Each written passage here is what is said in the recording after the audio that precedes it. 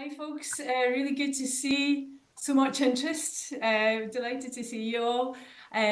We'll just do introductions first of all, and then I'll do a little bit of context setting. Orla, can we go with you first? Can you introduce yourself? Good afternoon, everybody. My name's Orla Connolly. I'm based in the Trauma Informed Practice team, which sits in the Safeguarding Board. I've been one of the implementation managers there since August 22, and prior to that, I worked in a range of roles, including I worked as a social worker in Southern Trust. I worked as a mental health practitioner in child and adolescent mental health services. And then I had a role as health improvement for children and young people, and some work in relation to the Protect Life strategy, suicide prevention and postvention. So my background is in clinical work, social work, mental health, and I suppose that's what I bring to the role in terms of the implementation manager and thinking about trauma-informed approach across services. Okay, thanks, Orla. Suzanne, would you like to go next? Hi everybody, and my name is Suzanne Mooney. I'm a senior lecturer in social work at Queen's, and myself and my colleague, where I co-lead multidisciplinary systemic practice and family therapy programs that some of you may know of and know. So myself and Monty are here today presenting on the research that we did, commissioned by the Safeguarding Board, about implementing trauma-informed approaches. So you'll hear from us later. Yes, great. Thanks, Suzanne. And Monty?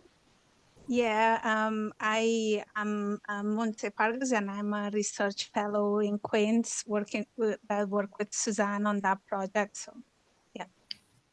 Great, thank you. And myself, I'm Sheina Rigg. I'm part of the Trauma Informed Practice team. I've been here since its conception into 2018, and I'm coming from a social work background as well, but the team is quite a mixture. And I suppose my interest would often be in like system change and community development approaches in terms of linking in with social work. So the trauma-informed approach is informing the whole system that we have in Northern Ireland. So really delighted that you're here and that there's interest. We've been doing information sessions kind of once a week for the last month, and we will be talking about the toolkit and that demonstrating aspects of it, but really to encourage you to go and look at it. And obviously Suzanne and Monty will be talking about the underpinning research that is really very recently launched, so that underpins our whole development from now on as well. So Orla's going to control the slides. Just in terms of the programme, Orla, if you can move the slide on, we're going to look at just a bit of context setting. Some of you may be aware of our work, some of you will be trainers, have been involved in many ways, maybe contributing to this toolkit indeed. And it is very much a collective effort and a real appreciation of what is going on already right across the region, as well as international influence. So we're going to demonstrate the toolkit. Then we will, and Orla will do that part, looking at the influences. We're then going to hand over to Suzanne and Monty.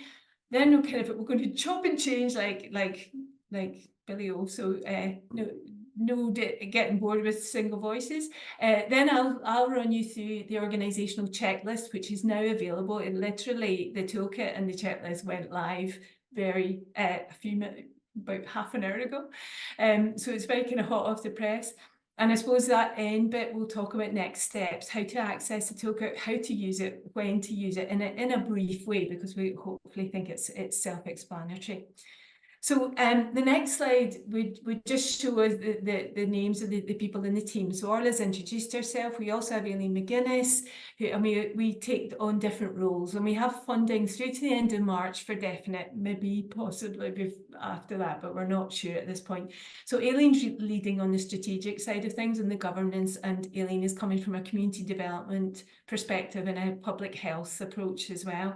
And then our newest woman in the block, who probably is among the audience there, is Marion Malloy. She just joined us a few weeks ago. So Marion is coming from a really interesting perspective of speech and language therapy and setting up a speech and language service within prison service.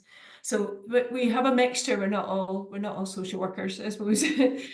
So just to give a context, this next slide is just giving a bit of an overview of our journey.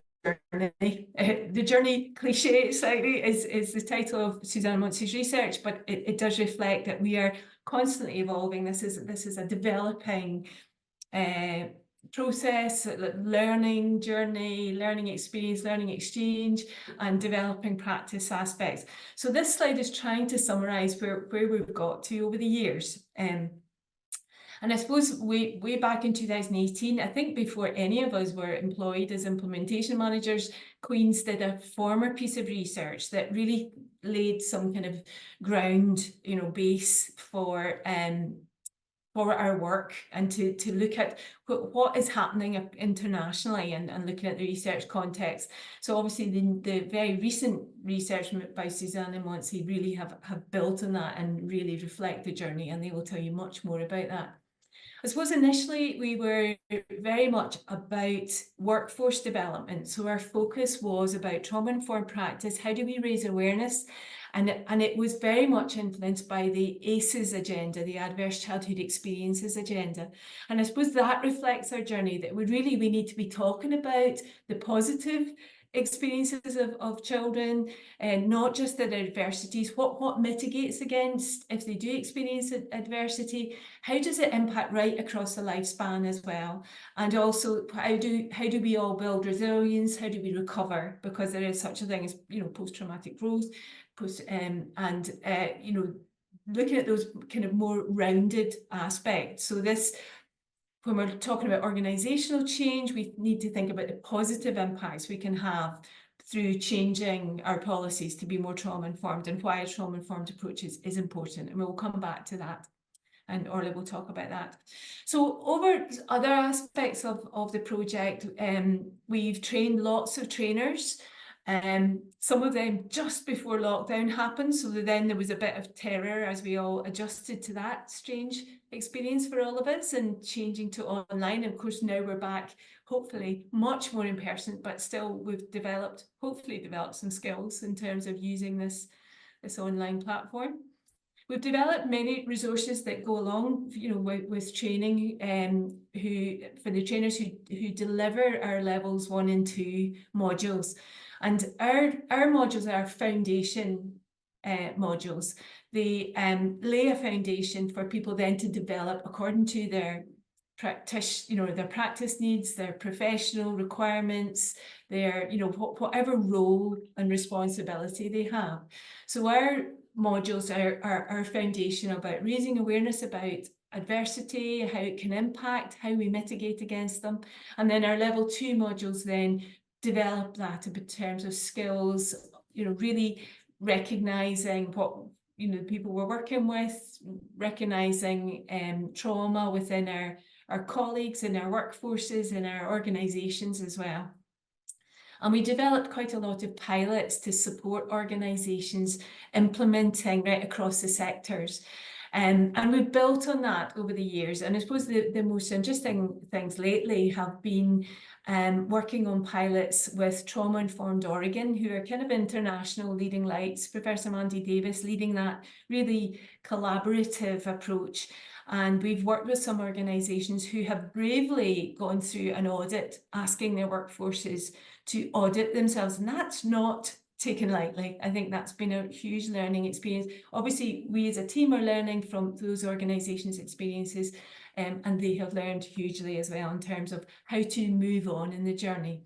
And the other pilots have been with One Small Thing, which is an organisation based in England who award a kind of quality mark in terms of trauma-informed approaches and embedding trauma-informed approaches. So that's been a really informative aspect of the work, and we will be evaluating that and seeing what comes out, what learning has come out of that for Northern Ireland from that international and UK-based perspective. What do we need here? Because we are in a particularly unique situation here and set up and service delivery. So that's really, I think, probably enough in terms of the overview of where we're at.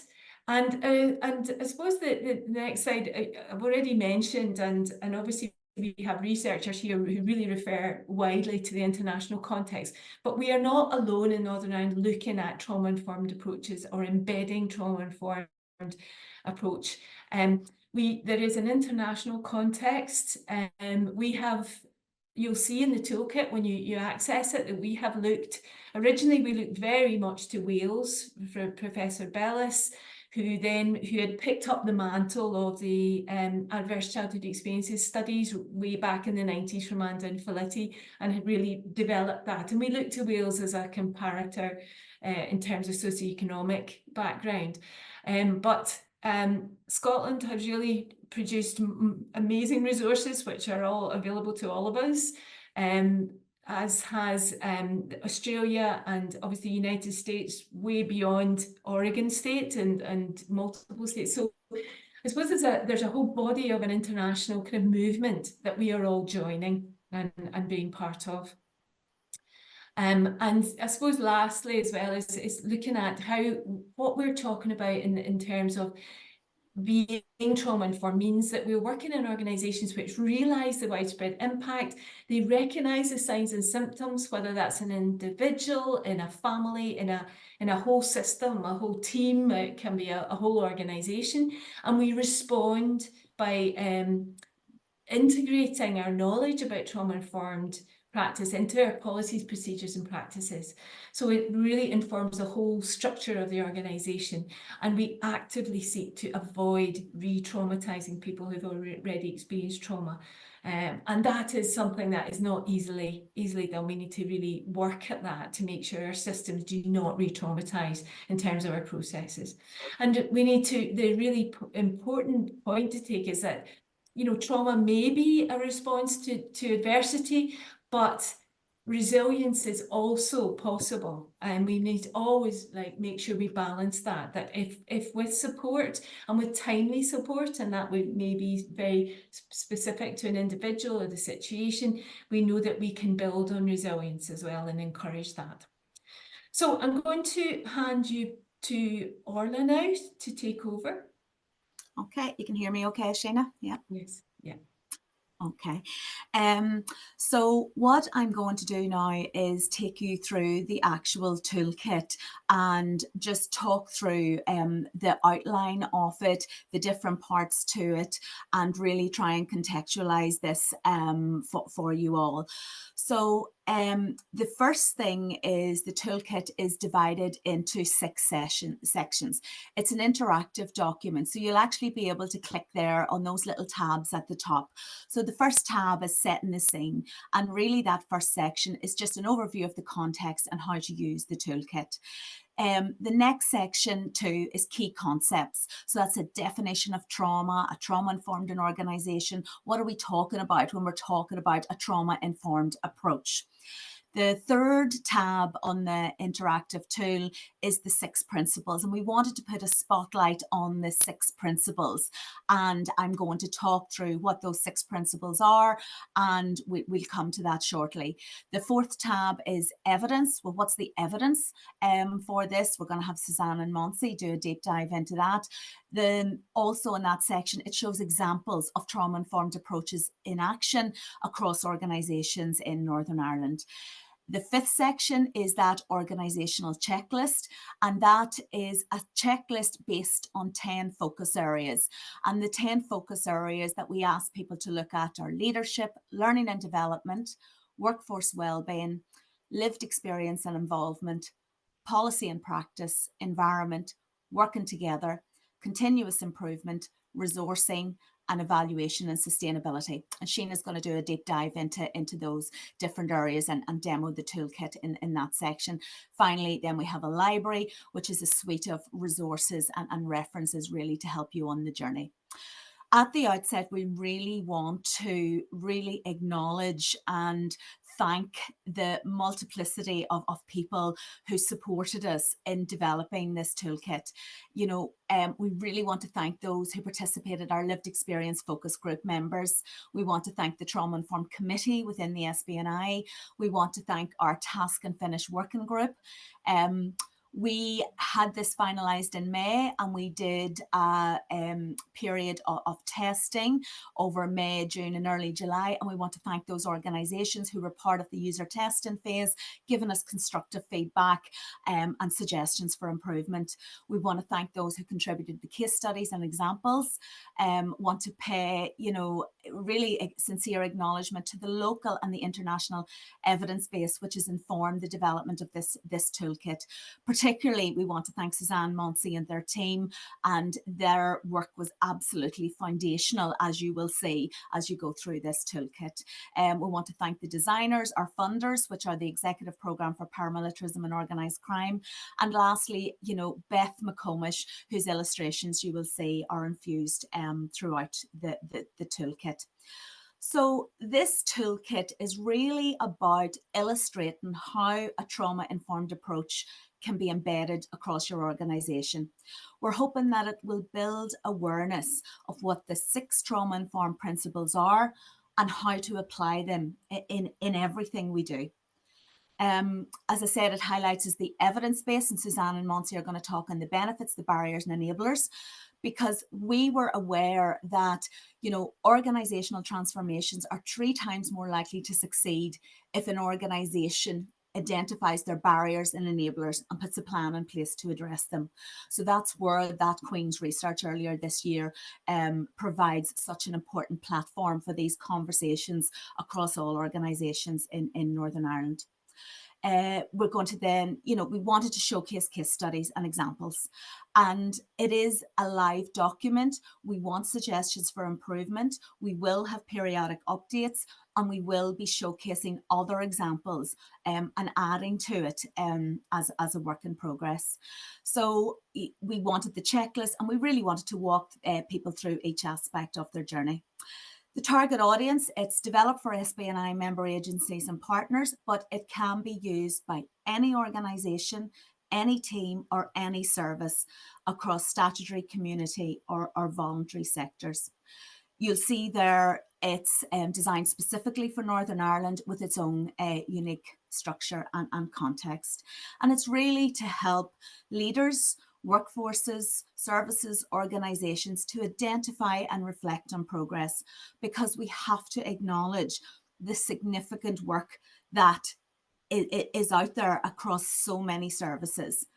It's not a training tool, so we do want people to have completed training on trauma and adversity prior to using this toolkit, but we hope it will support organisations to look at their strengths and further opportunities really for embedding a trauma-informed approach across policy and practice.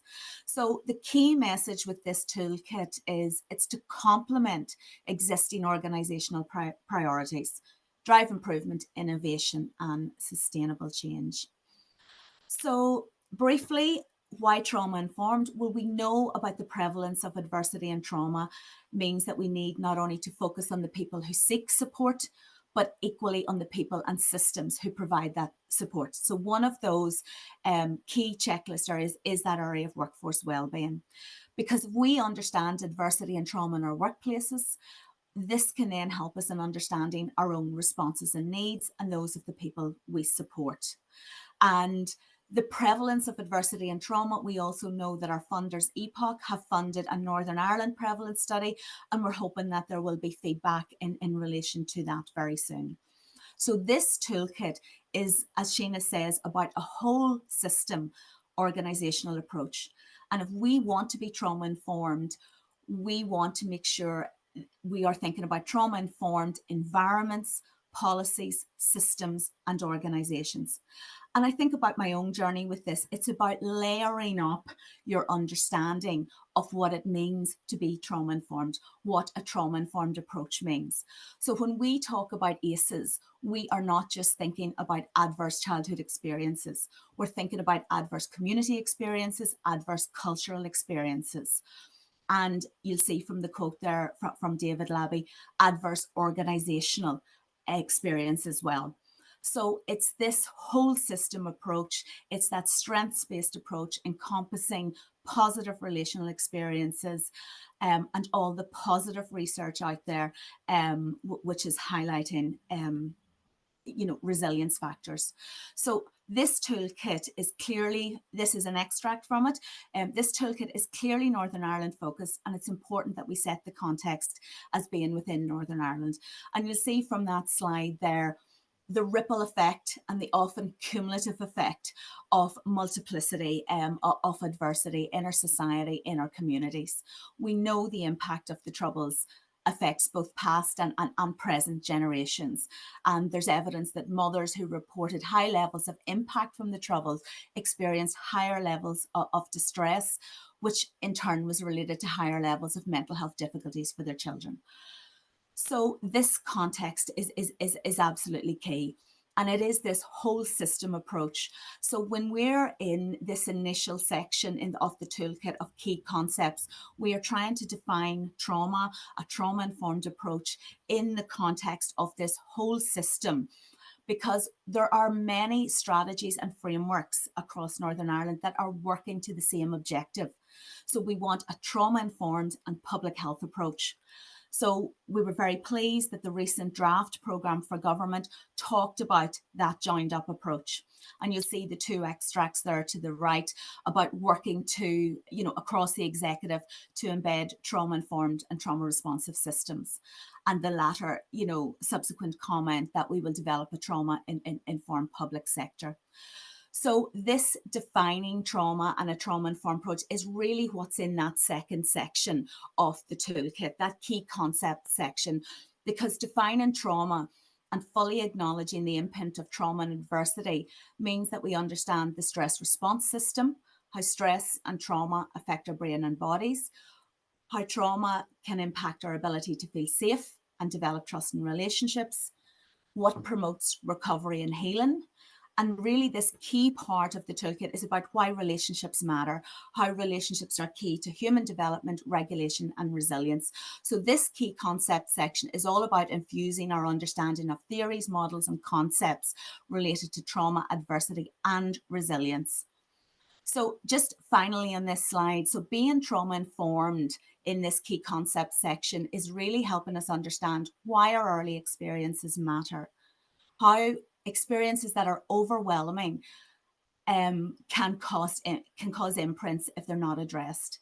And this key point of relationships, connections with others, supportive and nurturing relationships, both within and with outside the family and community, can reduce the impact of trauma. And as Sheina referred to earlier, this timely relational support can counterbalance its negative effects. So a trauma-informed whole system approach is about supportive relationships, supportive working environments, and supportive communities. So it's this message here that we can all play a part to strengthen policies, programs, and public agencies. And you'll see the quote that we can create environments and services that reduce stress and reduce the risk of individuals becoming overwhelmed. So this is talking about, Suzanne's research was really important in defining this key concepts. It's a whole system organizational change framework. Trauma-informed approach recognizes that so many people have been impacted by potentially traumatic and adverse experiences across their life's course, and therefore a more responsive form of service delivery is required. And it really talks about how the 6 principles should underpin all service delivery. So it's a whole system approach, theoretically grounded, developmentally informed, and flexible enough to be adapted to each organization's context. So what I'm going to do now is, just before I finish, is actually go into the toolkit here, and you won't be able to see it all. So you click on the various sections and you will see the key concepts there.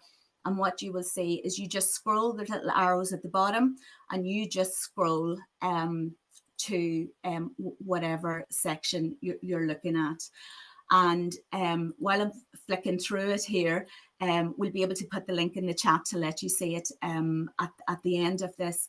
But again, this is the key concept section. And you'll see there it talks about what a trauma-informed organisation looks like and what are the characteristics of what you'll see in a trauma-informed organisation. So after that key concept section, we finish with the vision for Northern Ireland, and then there's definitions of acute trauma, chronic trauma, medical trauma, moral injury, post-traumatic growth, etc. So you'll be able to go through each of these sections. Before I hand over to Suzanne and Monse, I'll just touch on the 6 principles here. And really what this is, you can click on each of the tabs here to get an examples. These are just summaries of what we're talking about in terms of the 6 principles. So creating a trauma-informed culture is really about everyday behaviours and interactions. It's about how we do our business and how we infuse the 6 principles into everything we do. So you'll see here, you just click on the safety tab, and there's a quick summary of safety and then how we promote safety. So we promote safety by doing with and not to people. And this just really defines that safety is not simply the absence of threat. Safety is the presence of a connection. So again, we're really talking about how we create safety in our relational interactions. Again, then we have trustworthiness. How do we promote trustworthiness? How do we promote choice? And we know that people who've experienced trauma, things have been out of control. So if we give people a choice in seemingly small things, would you like to sit here or here? This can support that person to have a sense of control. And trauma and recovery from trauma is about experiences that contradict the early trauma. So these 6 sections here talk about brief definition of what the principle is, the principle of collaboration, and then how do we promote collaboration. Brief definition of empowerment and how do we promote empowerment. And lastly, inclusion. So I should have said just at the start as well, in terms of the 6 principles, we have used the original Harris and Fallow 5 principles. So the original Harris and Fallow 5 principles are safety, trustworthiness, choice, collaboration and empowerment. And they are the principles used currently by Scotland, by Wales, by Blue Knot in Australia. And what you will see on the gov.uk definition of a trauma-informed approach is the 6th principle of cultural consideration being added. And there was some discussion within our task and finish group, and there was a preference that we went for one-word principles. So SAMHSA adapted Harris and Fallow in 2014. So they would say empowerment, voice and choice. You know, different people in trauma-specific services, some people use Harris and Fallow because it includes the peer support aspect, but there was consensus within our task and finish group that we went with 6 one-word principles. So just to contextualize the choice of those, and that we wanted them to be consistent with the current gov.uk definition. So that's really the first 3 sections of the interactive document. The next session is the evidence and examples, and I'm going to hand over now to Suzanne and Monse, and they're going to talk about their evidence and research. So thank you very much. Hello everybody, and bear with me while I try and get this up and share the right screen. So are you seeing my notes, or are you seeing? Yeah, we're seeing your notes, Suzanne. Okay, thank you. Get that to go, that would be good. It's all right. Up. Now you're not seeing. Oh. From beginning, display settings, to get to swap presenter view and slide. So hopefully now, are we okay? Can you see? Yeah, Perfect. Yeah, great. That's a stress over. Very nice to be here, and thank you very much, Sheina and Orla, for inviting us to be part of today's seminar. So first of all, if I could just introduce myself. If I can minimize that as well, that would be good. So yes, you know, I'm Suzanne from Queen's, and I co-lead the multidisciplinary systemic practice and family therapy programs. And I've always been interested in trauma-informed approaches ever since, you know, we started talking about adverse childhood experiences. There was really nice fit. So I was absolutely delighted to lead this project that we completed recently, and myself and Monsi are here to speak really about one element of what is a very large report that we conducted recently, which looked at how trauma-informed approaches were being implemented in Northern Ireland. And it involved a large team of people. You can see their names there on the seal.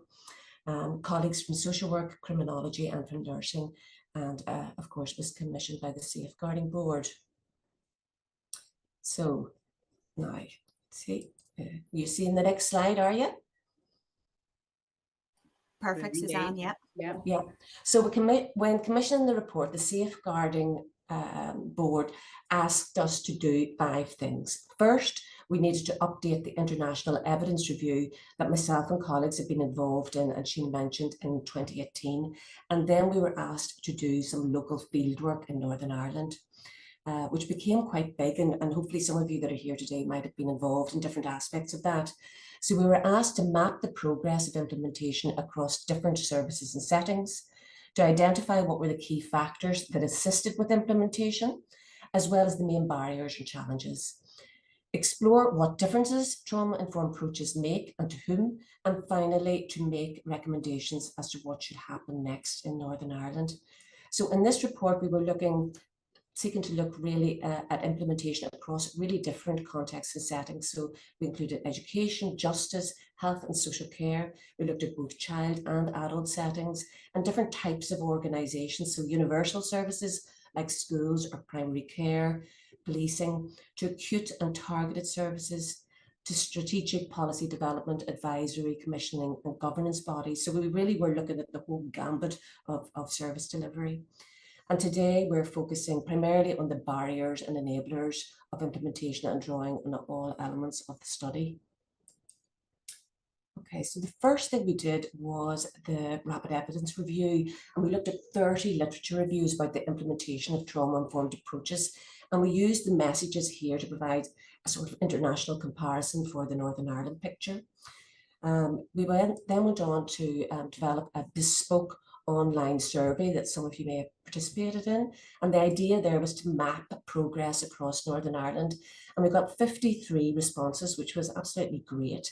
So services that were either implementing trauma-informed approaches as a whole organisation, or maybe a smaller part, a particular service within a bigger organisation.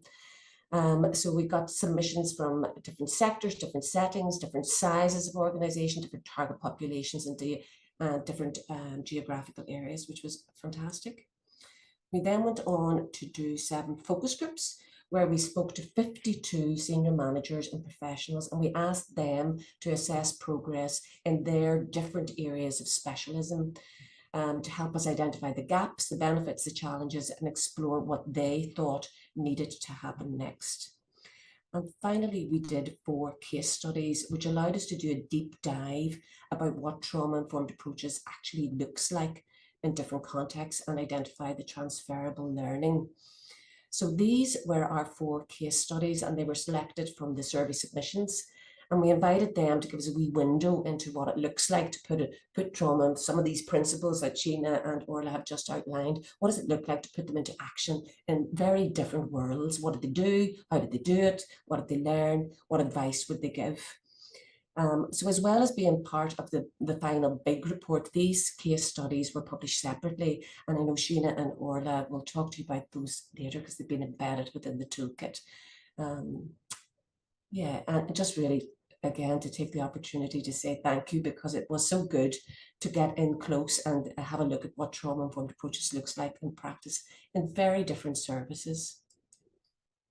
So conceptualization, what did the literature tell us? And Orla and Sheina have done a great job there about setting the scene in that regard. So Trauma-informed approaches, as you know, are based on the premise that many individuals accessing all sorts of services will have prior experience of adversity and trauma, which has detrimentally affected their lives and relationships.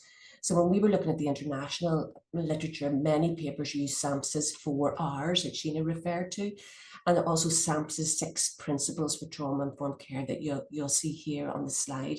And they're slightly differently worded than the ones that Orla has described, but very similar to those adopted by the Safeguarding Board and outlined earlier. So the safety, trustworthiness, choice, collaboration, empowerment, and also that additional one about inclusion, which is really important to remember about gender, race, class, all of those other things that we need to bear attention to when we're designing services. So just to emphasize again that the literature tells us that trauma-informed approach is a comprehensive whole system change framework. It's not a one-off activity like training, nor a standalone single intervention. So trauma-informed approaches includes trauma-focused services, but it's much, much broader. And by increasing relational engagement and practices throughout the system and different systems, trauma-informed approaches seeks to improve services for everyone because we don't know people's lives histories when they step over our door. So what do people tell us in Northern Ireland about the conceptualization? So in terms of barriers and challenges, people spoke of some confusion, particularly around the terms and the difference between trauma-informed, trauma-focused. I'm sure you're not surprised. And some said that trauma or trauma-informed have become the latest buzzword, the latest fad or fashion with limited meaning and the potential for misunderstanding. And it is perhaps unsurprising given that, you know, the term adverse childhood experiences and that whole body of research and ACEs only really entered our lexicon maybe 10 years ago or so, and at one time seemed to really, you know, be taking over the world really. People also told us, so there was some confusion and worries about that. They also told us in many adult settings, trauma-informed approaches were still not seen as relevant, perhaps because the term first emerged from the adverse childhood experiences research with the focus on childhood adversity. And similarly, many told us that trauma-informed approaches were also thought to be just about practice, so not relevant for all other sorts of organizations. So in this quotation, as you can see, this person said, you can see that there's a real clear danger that trauma-informed approaches could be reduced to a tick box. You get the gold star and then you move on. However, people also noted some really positive ways that trauma-informed approaches were found to be helpful. So people spoke of a very good fit with our Northern Ireland context, given our history of political conflict. Was seen to offer new opportunities to explicitly consider the impact of conflict on service users and indeed on staff, an area often reported as unvoiced, and with clear resonance for the population served in mental health, justice, and children's social care settings. People also spoke about how adverse childhood experiences and trauma-informed practice have provided a common language which assisted in building a shared understanding across services and settings about what was important. People said it wasn't completely new, we're already doing it, or at least doing it to some extent, before the new lingo came along. And perhaps because of this, trauma-informed approaches were noted to align very well with other strategic priorities such as relationship-based practice, co-production, early intervention, reducing restrictive practices, focus on staff well-being, and outcomes-based accountability. So in this quotation, this person spoke about the Mental Capacity Act and reducing restrictive practices as very pertinent to trauma-informed approaches, but they didn't think that they were always perceived in that way. I'm going to hand over to Monse for the next bit and keep doing the slides. Hi, everybody. I'll just go through a few slides and then hand it over again to Suzanne. So we'll start with the implementation domains. Now, these are a bit different from the ones as well that Orla described, but I'll just, there are slightly different implementation frameworks depending on the service context, and we adapted them slightly to try and ensure applicability for all types of organizations across both universal and more targeted provision. So we found like 3 core implementation domains. You can see them here: organizational development, workforce development and support, and service design and delivery. In each of these domains, there are different elements. So for organizational development, we have 7 elements: governance and leadership, financing and resourcing, collaboration, policy and procedures, service user and caregiver involvement, physical environment, and progress monitoring, review, and evaluation. I'm not going to go through all of these. They are much more explained in our report. Then for workforce development and support, we had 3 elements. So these were universal and specialist training, ongoing routine support, reflective practice, supervision and consultation, and finally staff wellbeing initiatives. And these were varied. And in terms of service design and delivery, we had 4 elements. So everyday strength-based practices, routine inquiry and assessment, trauma adversity history taken into account, access to tailored and specialist services, support and interventions.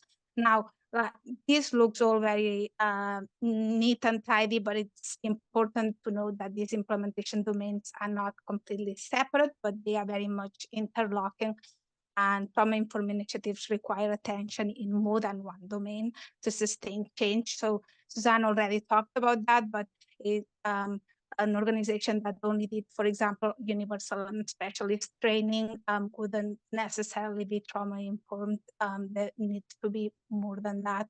And also some elements or domains will be more prominent in some settings than others.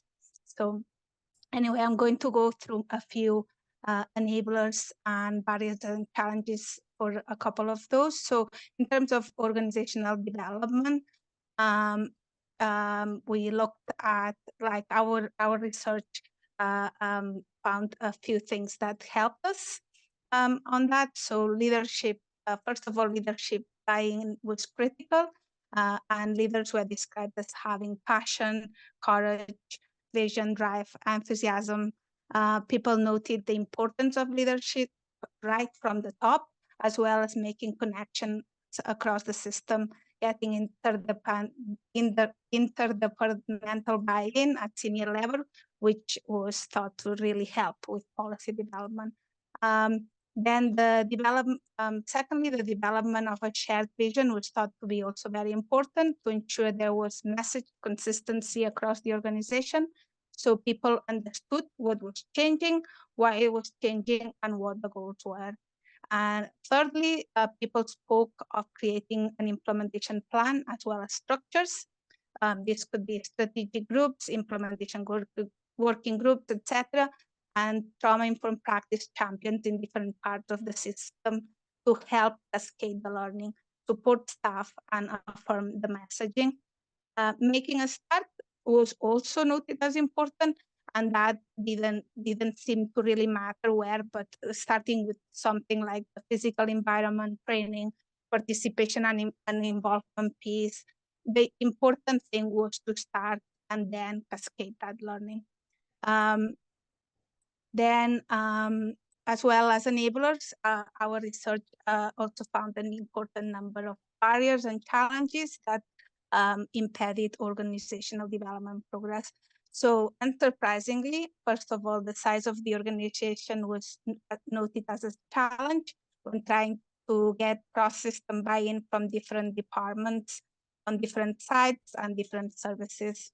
Secondly, the lack of prioritization given to trauma-informed implementation was also a big challenge for organizations. Trauma-informed approaches were generally thought to be low on gender or a luxury, not considered core business. Thirdly, people also noted that there was limited dedicated funding, particularly in many in the voluntary sector, mentioned how trauma-informed approaches were not included in commissioning requirements. Another challenge, people also mentioned, despite the goodwill, our services, disciplines, organizations, and departments are quite fragmented, with the sense that everyone was looking after their bit, which that also works against collaborative policy development. And finally, the lack of a Northern Ireland Assembly and executive at the time of the research was also mentioned as a barrier. In terms of the other key domain, workforce development and support, we also found some enablers what helped get this far. So staff, first of all, staff buy-in was key. Staff were noted as the magic wand or the biggest or most valuable resource to making change happen. So while we need leaders with a passion and drive, those leaders need followers.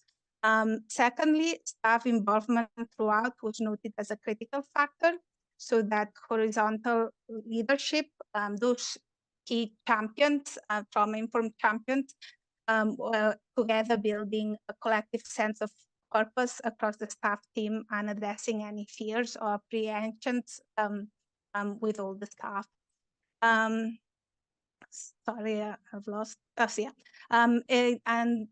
Thirdly, participants also spoke about the importance of developing a culture and ethos of buying and listening to staff, knowing that staff have things to teach, and together build this collaborative culture of mutual support. And finally, people spoke of the importance of quality training as well as context-specific training and support, with some great ideas about how to take this forward, for example, conferences, networking, buddy systems, etc. So as well as what helped, we also found some barriers and challenges in relation to workforce development and support, which first of all is like the opposite of what we're talking before. So not having staff buy-in, with concerns reported that some staff saw trauma-informed approaches as tokenistic or not relevant to them or their role. Secondly, participants also expressed concerns about the well-being of staff, who are spoken of as fatigue after COVID, as well as the detrimental impact of the work on the worker with experience of vicarious or secondary trauma. Thirdly, this was thought to lead to staff burnout and turnover, which was also a very key challenge. Fourthly, some people also spoke about the difficulties in dealing with staffing challenges in a timely manner and seeking to build better connections with human resources to integrate trauma-informed principles into staff grievance and disciplinary procedures. This was recognized as an area that could do with in need of further development. And finally, and perhaps the most common barrier mentioned was space and time. So people frequently describe systems and workforces that were overstretched. So for example, in this quotation on the left, the person notes that you need time and space to think about it, to understand it, to integrate it, to apply it. When services are just running from pillar to post, that's a massive, massive challenge. Similarly, the other quotation on the right from Belfast Inclusion Project notes the real benefits of multidisciplinary reflective practice with so much wisdom in the team, but also that they don't always have the time to do it. And now I'm going to pass on back to Suzanne, who will talk a bit about the challenges and outcomes and finish off our presentation. Thank you, Monse. Thanks, Monse. So what does all this implementation actually, does it make a difference, and what evidence do we have that it makes any sort of difference? So when looking at the evidence about outcomes, really, we first needed to distinguish between outcomes and perceived benefits and identify different types and levels of outcomes for service users, for staff, and for the wider organisation. So 3 levels of outcomes, if you like. So outcomes are most often the things that can be measured or counted, like the number of school expulsions or exclusions or convictions in a justice setting, or critical incidents in a residential setting, or staff sickness. Things that can be measured in statistical terms, or validated measures could be used. Perceived benefits, on the other hand, are benefits that you think occur but are not yet evidenced in research terms. So people told us that we need a robust evidence base, but they also noted some challenges with many not having advanced progress monitoring or evaluation in meaningful ways. So lots of perceived benefits were spoken of, but more limited evidenced outcomes. One of the challenges some people mentioned was about what to measure and how, and of course that depends very much on your own specific context. Others stated that they were thinking differently about outcomes, trying to embed what mattered to the service user, so personal outcomes as well as organisational priorities. And participants also noted concern that some trauma-informed related benefits are difficult to measure in numerical terms, and they might not always be evident over short periods of time. So we need research that can take account of longer periods of time. So there were some complexities here when you're thinking about outcomes. So this quotation from the Youth Justice Agency described this process of implementation very well. And they spoke of being on a journey to become a trauma-informed organisation. It's not a destination. Your staff teams change, your management changes, other priorities come in, and you're constantly having to revisit what you've learned. You've implemented something and then you think, okay, that's grand. Then you realise, is anybody actually doing it? And you're having to go back, you're reminding people, you're building in mechanisms to evaluate and review, and then you're going back again. So it's a constant journey. So when implementing trauma-informed approaches, as well as having that vision and scanning the horizon, you also have to be looking backwards and building in mechanisms to see what has occurred, what difference it has made, and identify the learning to take things forward. In all elements of the study, we also asked about disadvantages. And despite the challenges and barriers that we've spoken of, and a few participants noting that expectations can be raised that then cannot be met due to inadequate resources or services not being made available, almost universally, people said that embedding trauma-informed approaches has no downsides. From a workforce point of view, from a service user perspective, from an organisational perspective, or indeed from wider society. Put simply, if you're doing all this stuff, it's simply a better place for everyone. Simple as that. And finally, on the basis of the research, we put forward 5 key recommendations, and they're here. So we think trauma-informed approaches have the potential to offer a consistent theoretical framework to underpin many current strategies. We recommended a trauma-informed strategy for Northern Ireland, accompanied by designated resources and trauma-informed commissioning. The development of a research and outcomes strategy in consultation with organisations to capture the full range of perceived benefits over time. We recommended a regional trauma-informed resource hub or centre to facilitate organisational learning, knowledge exchange and context-specific networking. And the development of a regional training framework bespoke for Northern Ireland, but drawing on the learning from other places, such as the Scottish National Trauma Transformation Programme, so that we can progress workforce development and support strategies aligned with trauma-informed implementation. That's it, and thanks very much for your attention. And I'm going to end slideshow and stop sharing. Okay. Thank you, Suzanne. Orla, are you going to just do a little bit about the evidence base? So it's really just to say, so that is, Suzanne has obviously summarised there. So in that evidence piece, we have taken some key extracts and summary from Suzanne's research.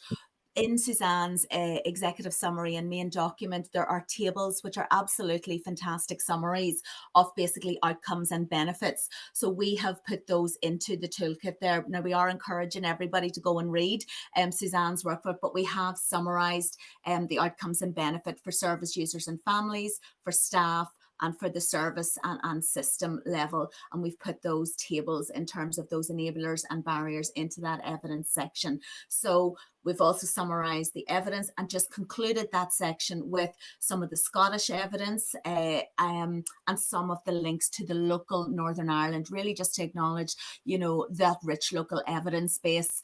And you'll see there, if you click on that number 45, that will take you into the Impact Research Centre, which gives a list of, you know, a range of publications in relation to trauma within Northern Ireland. You'll see some of the links there, Paula McFadden in relation to resilience and burnout. part to do with social workers staying in their post. So it was saying that those who remained in their social work post revealed the critical importance of relationships at work.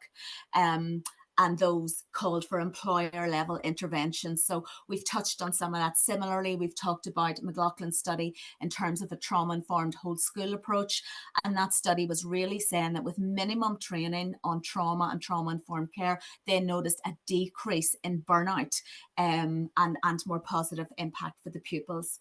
So again, Colin Walsh study there, he highlights how connectedness in educational settings are a protective factor and reduce the risk of criminal exploitation. So we've put some of the links to some of those evidence in, and then we just finished with going into the examples which Suzanne talked about. So we've showcased those very in-depth, comprehensive reports that Suzanne talked about there. And we also have used some of the other examples that Suzanne and Monse and their team have used throughout that report. So you'll see there an example of the Southern Trust having their trauma-informed practice working group, and you'll see some of the links to that. You'll see as well, I'm flicking through there, a range of examples, but you know, one of them there is actually the Salvation Army, and you can click here and really that takes you into a presentation to show some pictures and from their physical environments.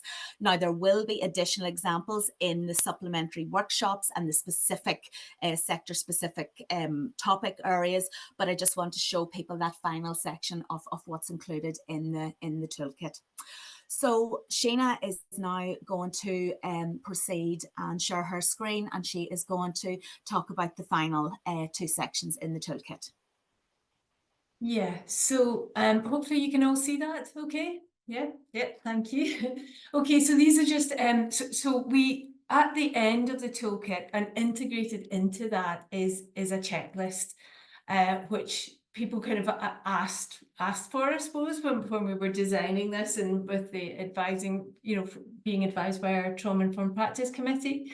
And we've had some experience, I suppose, Orla especially has had experience of using checklists with Trauma-Informed Oregon. Even one small thing, there is an element where checklists are useful to say, well, where are we at? Form a baseline and where do we go on to?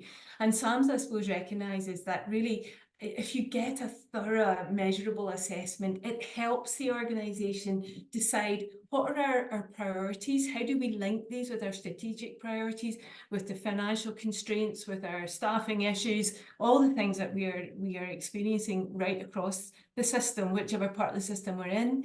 But it also helps us embed that and realise we have made progress in some areas, and it helps it makes a logical argument, I suppose, to progress further in embedding and using data as well. So we've designed this checklist. I'm putting it up on a slide just now because you'll need to go into it yourself to look at it, but it's a little bit small, as you'll see when I switch over to it. So just to show you, this is a checklist that has been influenced by other checklists we've looked at, and we've really looked at both, you know, Suzanne and Monse's research and also other toolkits that are really widely available on a range of websites. So we've been, don't think anything is original. It's all pulling together the best of the evidence that we could find. So the idea is that you're looking at the particular focus areas that were illustrated in the image, and we'll go back to them. And you're, as a leader, and this toolkit is, as Orla said, is geared towards a leader in that collective leadership perspective. It could be a CEO if you happen to be a CEO, but it could be a team leader. It could be someone who's the head of a service, or someone who is in an organisation and has influence and wants to influence and lead. And it might be leading from the middle or you know, and influencing up. So the idea is that this checklist would be completed as a team or a service, perhaps a whole organisation, but I think it might be better slightly smaller than that. And you choose the area you want to start with by scoring yourselves. And this is self-audit. So this has got to be, it's for your devices. Nobody else is going to see this. And the idea is that you would use this scoring system from 1 to 5. So 1 being There's really very little evidence of any trauma-informed actions being, reflected in practice or policy in this particular area. So we need to, we're starting at a low base. Sometimes that's really clear because it's really like, okay, we need to start from scratch. That's fine. But often, and like Orla said, and as is reflected in the research as well, many organisations are at very different stages of the journey, and some have really put a huge amount of effort into this. So you might look at your service and say, actually, we're more around about a 4. We're really broadly deploying trauma-informed approaches in this particular area, say in our leadership or in our policy and practice. And there's multiple actions going on, and we're reviewing that. Yes, we want to get to a 5, but we're really making very good progress. So this is, got to be reflective. It's probably good that this is done in a team aspect, not just an individual. And I suppose once you've done that, this is our suggested next steps, I suppose, and this is incorporated into the toolkit, as you'll see as well. So download the organisational checklist, and there's an editable version here. We keep calling it an edible version. It is not edible, it is editable. So you can use it, you can mark in your scores, you can then date it and mark your progress, because I think quite often we lose that data. So this is a very simple tool to help you hold on to that data and mark progress, which might be useful to feedback to management, to funders, to feed into research or whatever. So you finish the checklist, you look at the results and you decide, okay, which area do we want to start with? And you might want to start with the one where you're saying, oh gosh, we haven't done anything here. Or you might want to think, actually, with just a little bit of push, because we've done so much work on our trauma-informed policies, really we're doing very well. So it's kind of easy wins. You might do a mixture of concerted effort, gathering that low-hanging fruit as we talk about. But that would be completely up to you. We would suggest that you just take a couple of areas because it can be overwhelming otherwise. What we are going to offer you in the next few months is coming along to focus area workshops. So we're going to develop, and I'm going to give you that information at the end. There's going to be workshops where you can come along in locality-based settings, and you could pick those 2 areas that you've decided are going to be your focus, and we're going to be there to support and deliver some information, get discussion going, and also bring people along with examples of best practice who will be saying, yeah, this is what we did. Yeah, we're not perfect, but this is really helpful, or we really progressed, and here's ideas you can pinch, you can use, and this idea of collaboration, sharing is all about embodying the trauma-informed principle as well. So you're modelling the model by doing this kind of networking.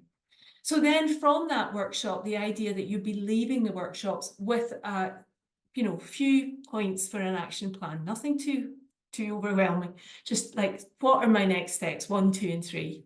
Maybe it might be about forming an implementation group. It might be supporting your trainers to continue that. It might be really enhancing a well-being strategy for staff and workforces.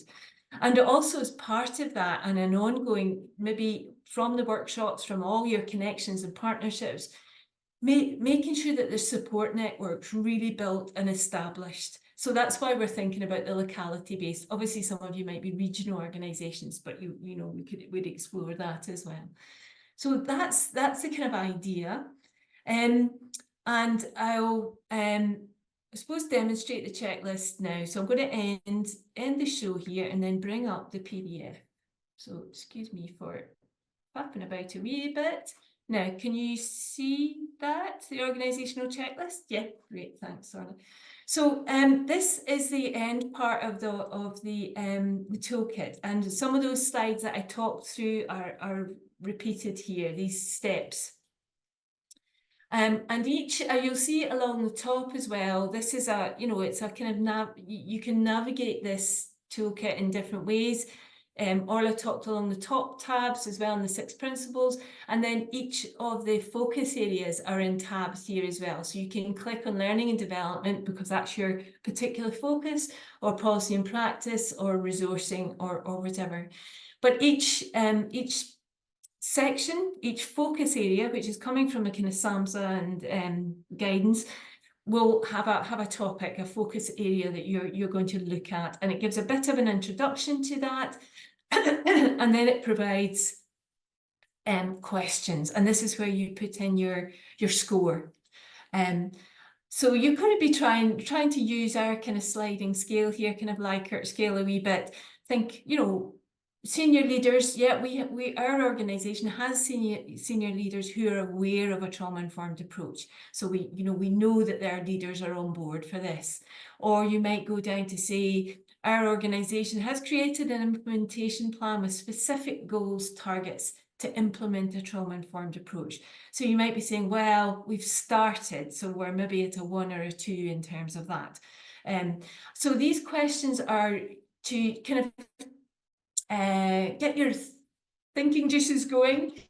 Consider really where you're at, and you would score in each of these sections, maybe from 1 to 5, and then you would look at how frequently, say, a 3 comes up, and you might give yourself a 3 in the leadership score. So that's the idea.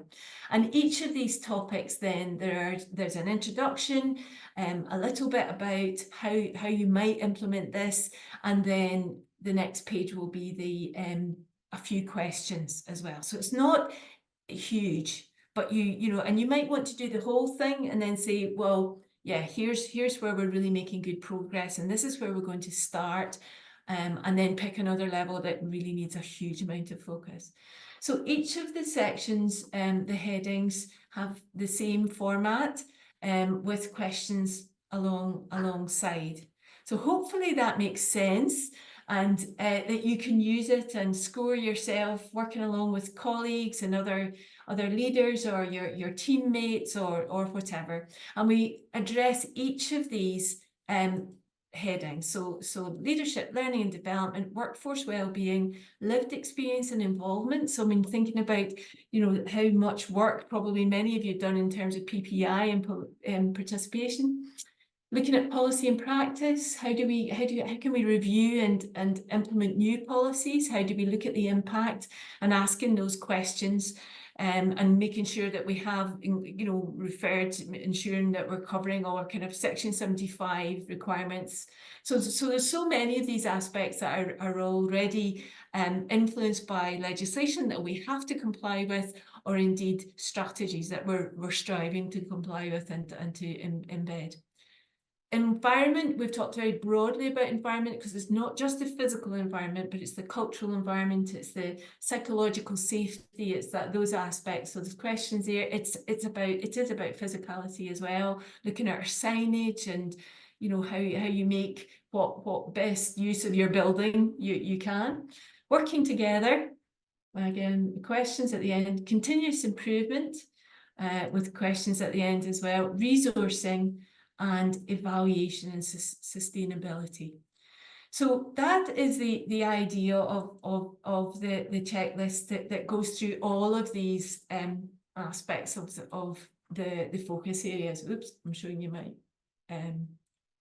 emails, which I didn't really mean to do. So, okay, so hopefully that gives you a kind of some sense of that. And I suppose the last bit then, and I suppose the checklist, we really want to encourage you to really use it. So it has been launched literally today, with a bit of pressure. Orla has worked incredibly hard on this, and you know, the whole team's been involved in this. We had a few technical hitches at the end there, but it is up on the website and there for you to use. And we want you to use the toolkit first. We really, you know, before you move to the checklist. So in terms of the rest of the toolkit, the resources and references then are the big section, which includes obviously Suzanne's and Monty's the research, both the full report and the executive summary, but we'd really encourage you to you know, look at that. We will be handing out executive summaries when we're at the workshops as well. And then we also, the 4 case studies that we talked about from different sectors that are evidenced, that are in part of the research, and also we will have, we've printed out copies because they're really wonderful examples of living practice as well. And then, the other part, there's various other parts of evidence that are shown there. There's a reference section, and then there's a list, the list of, sorry, I'm getting confused between the toolkit and the, and the reference section here, which, is fully referenced throughout the toolkit.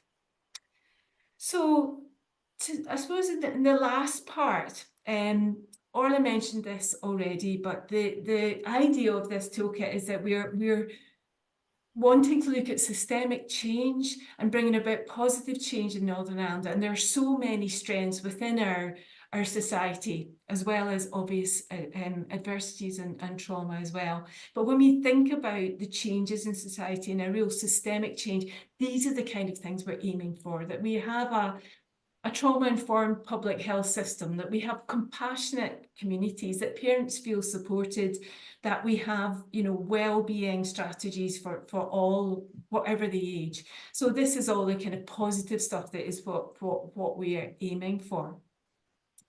And I suppose to use the toolkit in part of your part of that, in terms of developing your organisation, we do also want to model the model of continuous improvement, that really this is a journey, it is not a destination. We will never really get there. We will constantly be looking for feedback, improvement, and the same goes for the trauma-informed practice team if we are funded beyond March.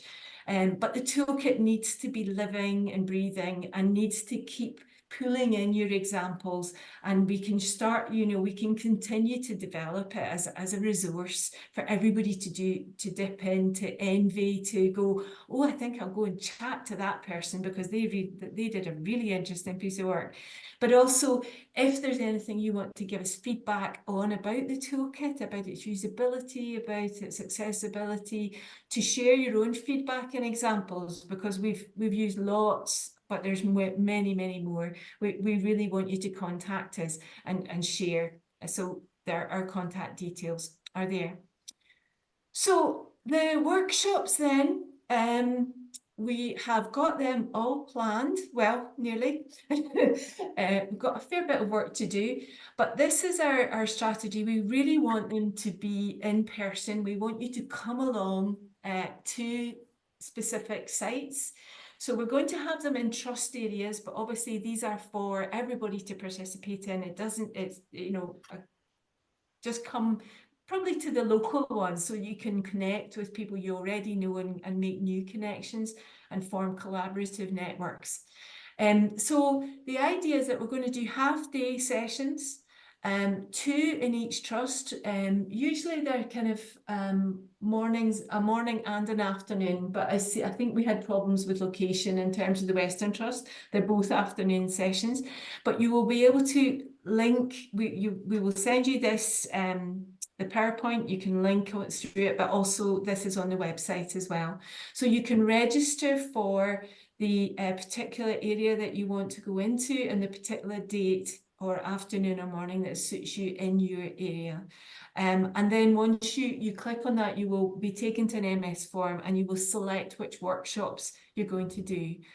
So this is going to be a feat of amazing coordination, because each of us as implementation managers are going to run a different workshop. So I can imagine, it's going to be very organised and well planned.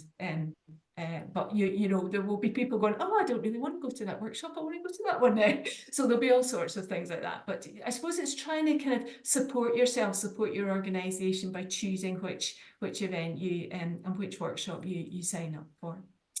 And that may be a little bit more readable as well for the screen, but it's the same idea, and this is how it presents on the Safeguarding Board's website. So you can link into that link there at the bottom and book into your particular session. And remember that the Safeguarding Board website You may not be a member agency or indeed even a partner, because the Safeguarding Board is primarily still about safeguarding children and young people, but the website is open for everyone, and this toolkit is for everyone, whatever service you provide, whatever sector you are in. And it has many sources of information about our own work, but also about the other pieces of work about that the Safeguarding Board is involved in. So we would obviously have links to the resources. Suzanne's research is here, both executive and the full report. There are many resources that can be used in training. Some of you will be trainers, some of you may become trauma-informed practice trainers, but do use the resource and keep looking at it.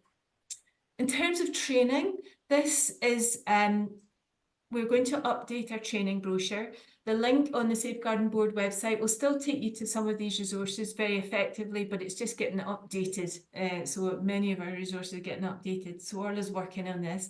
But just to draw your attention, that remember that the toolkit is not a training tool. It has much, plenty of information in it, and of course the link to the research. But we want people to make sure that they have a basic understanding at very least, and some of you will have hugely advanced and much more knowledge than I will have about trauma-informed approaches. But certainly, as a minimum, anyone using this toolkit and checklist needs to have done at least our basic modules in raising awareness about childhood experience, adverse experiences and trauma, and developing trauma-sensitive practice. So they are online modules which are very introductory, and the links will take you to them, but also they are we have trauma-informed practice trainers who deliver full modules in these topics, and they can then scaffold you to many other sources and opportunities for training. As well, in the brochure, there's a reference to the Solihull approach, and many of you may have attended Solihull training. I'm a Solihull approach trainer as well, and that we have bought a multi-user license to enhance that understanding and build on our foundational modules. So those modules are there down below, the understanding trauma, brain development and attachment, which really fit very well in terms of our relationships matter and organisational support. Also, what we really want you to pay attention to is that understanding your well-being in high-pressured environments. These are designed by Solihull for particularly healthcare and ambulance workers, police officers, firefighters, and those working in social care. And this is looking at the self-care side of things and how we can experience vicarious and secondary trauma, and how to recognise that in ourselves and get support and recognise. So the trauma-informed brochure has many of these links which are free and available for you to use. And I suppose latterly, these are new infographics that Orla has worked on, which really is supposed to try to sum up what we mean by a trauma-informed organisation and system. So you'll see all around the large blue cogs, those are the focus areas that the checklist focuses on, and the toolkit and provides information about, and how they are key in terms of supporting and trauma-informed developments within an organisation or system. Within the green circle there, we're talking about the trauma-informed principles of safety, trustworthiness, choice, and inclusion. And then I suppose that the core thing in the middle of the cogs is that, relationships matter. This is all about not only supporting people who use our services and developing warm and supportive and compassionate relationships with them, but within our workforces and teams as well. And looking at the 4 R's of SAMHSA, but also adding in that alongside that, we always need to be referring to recovery and resilience and how we can support that development. So this is an infographic that we can use and that we can share with you as well, and we may use as a kind of badge as well. And this would be something that we're trying to kind of promote, embedding a trauma-informed approach, this idea of cogs and jigsaw connections that Orla has designed in a very creative way as well. So we'll maybe use this as a badge. So finally, please promote your toolkit within your organisation. Please use it and access it. give us feedback, see what you think. Hopefully it will help you, or it will link you to something else that will help you as well. Consider who's best to complete the checklist. It may not be you. You may need to get someone else to work alongside you, or to hand it to someone else. And really consider that collective leadership approach. A leader that can be in the middle of a team. And consider who will attend the interactive workshops. There will be, obviously, places will be limited, and places are already being booked. But do try and go to your local one and think who is the best person to attend, you know, and if you're a larger organisation, we may be able to offer more than one place. And thank you for taking the time to attend today. And we really want to invite you, I suppose, to continue to work along with us, you know, leading the way or supporting or whatever, to play a role in embedding a trauma-informed approach across organisations, systems and workplaces. So thank you very much. Sheina, if you just put up the next slide, please. Yeah. Oh, sorry. Yeah, just to say, I've put the toolkit link there just for people into the chat. But obviously, you know, this will be on the slides as well.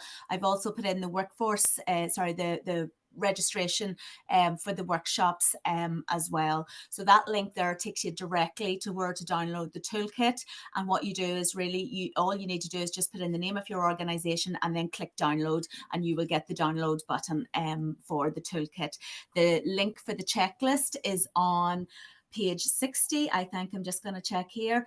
And you'll be able to download that when you go into it. But obviously we want people, as Sheina said, to use the toolkit first. So yes, on page 60, you get the download link then for the checklist, because the checklist is in the toolkit, but it's not editable. It's just a version of it. And then there is a downloadable version. It's in, you know, kind of A4. As I say, you can then save that. You can input your own scores, save that data. There's a little note section at the end.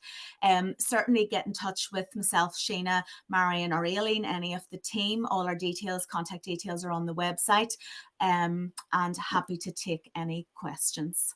Okay.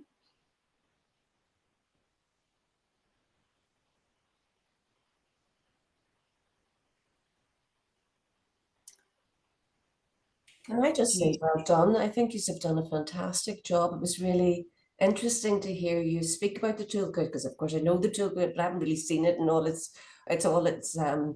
you know, all the components of it. So I think you've done a fantastic job at bringing everything that we know together in an accessible way. So very well done to all the team in that regard. Thank you, Suzanne. Any questions? I'm not sure if there's any hands raised or any questions in the chat where we have missed. I can't see anybody's hands up at this moment in time, but there are lots of messages coming through to say thank you. This has been really interesting, really helpful information. The links are great, really positive overall. I can't find the hands up button, but I did, I did want to make an observation, if that's okay. Yeah, I really like Sheina's suggestion that team leaders can start it within their own team, because many of the organisations that are your partner organisations are such complex organisations. And if we were to always wait for the top-down approach, it might never happen. So I do a lot of leadership work, and I'm always encouraging people to be leaders, to step into that leadership place. So I like the suggestion that, you know, start anywhere, just start, which is a really good message, Sheina. And also the fact that everybody can step up here and start doing it small within their own teams. But my question, what is the time frame for rolling out the implementation of the toolkit, and how long will it be funded to be supported? Orla, will I answer that? You Yes, can that's chip fine. in. But Yep. I suppose, Lynn, at this point, thank you for that. You know, that feedback. At this point, we are only funded until the end of March. So it is, you know, the workshops, we hope that we will get funding beyond that. We are very encouraged by the fact that a trauma-informed approach, a trauma-informed public sector is mentioned in the programme for government consultation, and hopefully if that is retained in that, or perhaps even enhanced, that will filter down and impact. And I think that will significantly, you know, support our getting further funding. But I suppose also it's thinking about the recommendations from Suzanne's research as well, that there's some kind of centre where the resources are held and people can be supported in the longer term. I suppose in terms of, we've always thought towards sustainability as well, because our funding was always, you know, initially it was 3 years, and it was 1 year, and then it was another year. So our trainers, I think, are our source of sustainability, and we're looking at, before the end of March, making sure that really, I suppose, the large organisations can at least have kind of lead trainers who keep rolling out the training and keep developing their own workforces, because many of you in this call have, you know, so much experience in terms of embedding trauma-informed approaches. So it's building that expertise and confidence and competence through the training network. But obviously trauma-informed approaches is more than just training, but trainers often are champions. They're kind of leading from the front in lots of ways. So that's another aspect. And then many of our resources are online modules. They are freely available. Assert kindly host them. EA have their own version on their website. There's many other, you know, so they're those introductory modules, and they will always be available. But at some point, everything needs updated as well. So you know, we're hoping that maybe we will have an opportunity to continue to update, or someone else will, because this is a crowded field. There are many people with expertise and understanding and knowledge, and practice examples as well. Can I just conclude by thanking Sheina, Orla, Suzanne and Monse for today and coming along and sharing such an interesting piece of work with us. By the sounds of it, you have a lot of people wanting to enroll for workshops, wanting to roll out the toolkit. So yeah, it's been great, and thank you so very, very much.